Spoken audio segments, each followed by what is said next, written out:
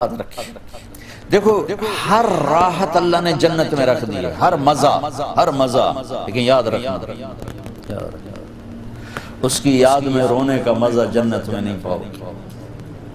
آپ کروڑوں سال زندہ رہو گے، ایک آنسو بہانا چاہو گے نہیں نکلے گا، ایک آنسو نہیں نکل سکے گا۔ یہاں تنہائی میں اس کے لیے تڑپنے اور رونے کا جو مزہ ہے، نہ وہ عورت میں ہے، نہ شراب میں ہے، نہ تخت میں ہے، نہ تخت میں ہے، نہ ملک میں ہے، نہ مال میں ہے۔ اس کے لیے رونا، اوئے ہوئے ہوئے ہوئے، اس کے لیے جذب قربان کرنا، اپنے جذبات پہ چھری چلانا۔ امام احمد بن حنبل بہت مشقت گزار کے دنیا سے گئے، ایک بہت بڑے امتحان سے گزرے اور وقت کے بادشاہ نے بہت ان کو پٹوایا، ان کے خون و خون ہو گئے۔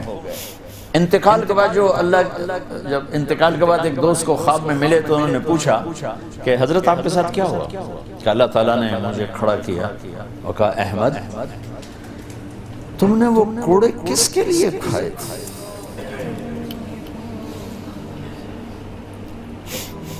کہے اللہ میں نے تیرے لیے کھائے تھے۔ سبحان اللہ، یہ لذت جنت میں نہیں ملے گی۔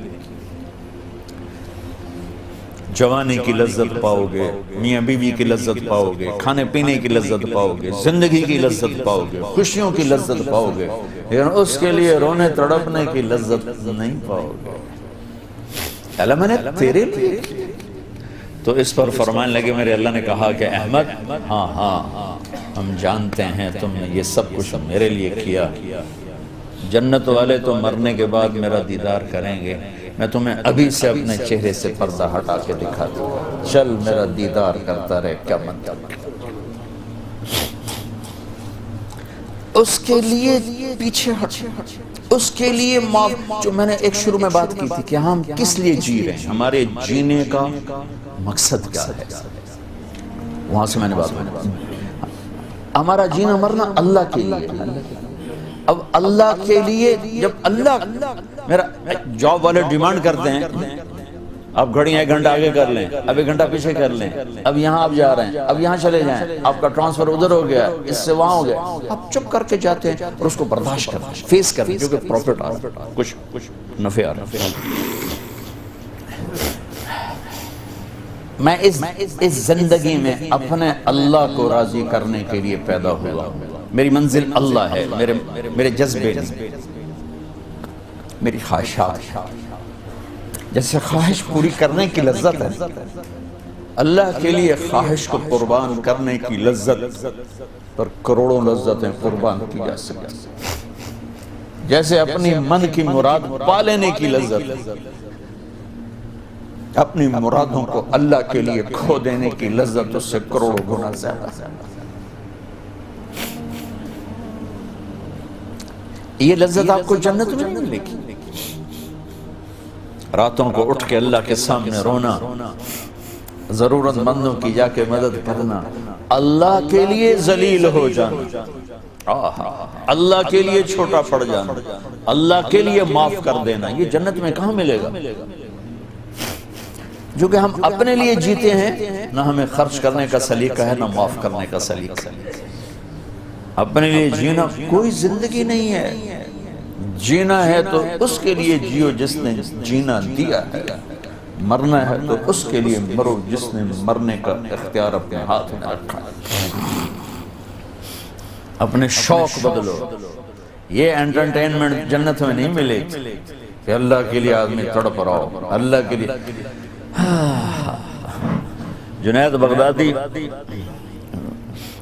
بغدادی بیت اللہ کا طواف کر رہے تھے رات،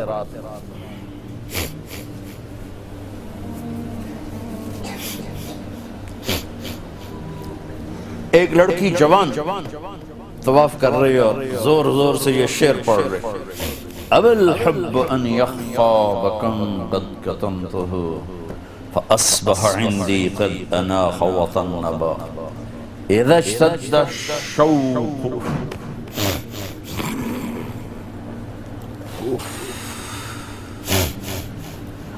ہاں هام قلبی بذکرہ وَإِن رُمْتُ مِنْ حَبِيبِ قُرْبًا مِنْ حَبِيبِ تَقَرَّبَ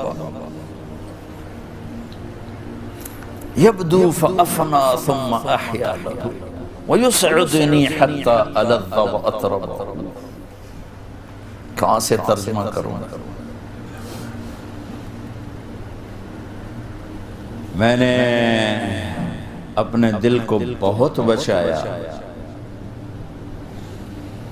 لیکن محبت نے آگے ڈیرے ڈال ہی دیے اور میرے پورے دل پہ قبضہ کر لیا.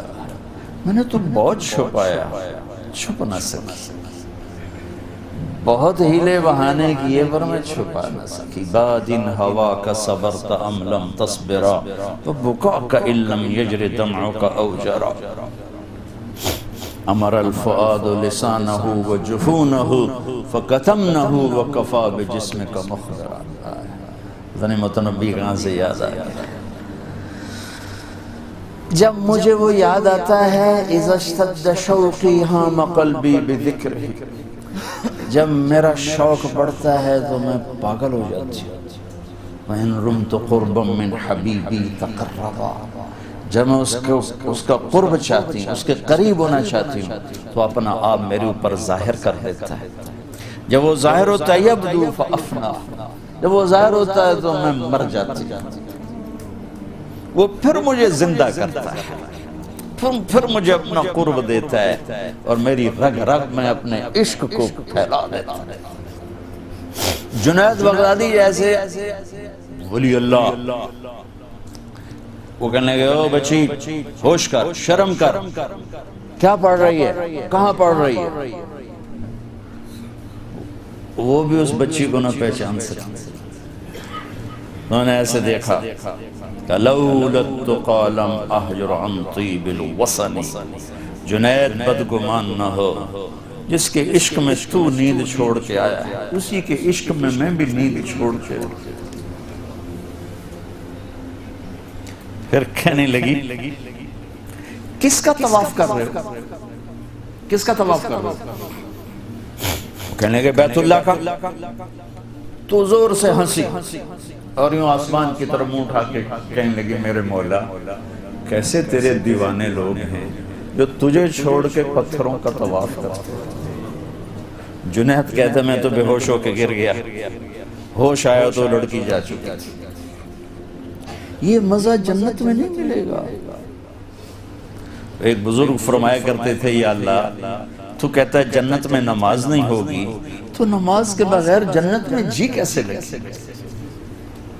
یہ سجدے، یہ روزوں کی بھوک کی شدت، پیاس کی شدت، یہ اللہ کے لیے خواہشات کو قربان کرنا، اللہ کے لیے جذبے قربان کرنا، یہ نعمت اللہ کی قسم بہت بڑی نعمت. یہ یہیں ملے گی اور کہیں نہیں ملے گی.